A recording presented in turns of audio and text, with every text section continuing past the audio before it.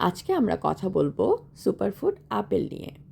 Apple প্রতিটা সমস্যার জন্য কার্যকর একটি সুপারফুড। সকালে খালি পেটে আপেল খেতে পারেন। এতে উপস্থিত ফাইবার খিদে নিয়ন্ত্রণ করে এবং আমাদের মস্তিষ্কে পুষ্টি যোগায়।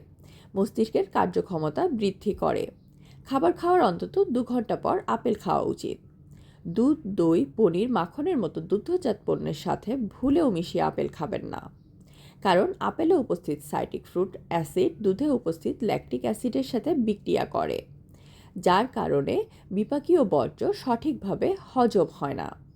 বিকেলে বা রাত্রে আপেল খাওয়া হলে তা আমাদের হজমে ব্যাঘাত ঘটায়। এর অর্থাৎ আপনি রাত্রে যদি আপেল খান তাহলে আমাদের অ্যাসিডিটির সমস্যা হতে পারে এবং পরে এটি অস্বস্তির সৃষ্টি করে। ওজন যদি নিয়ন্ত্রণ করতে চান তাহলে প্রতিনিয়ত আপেল খেতে পারেন।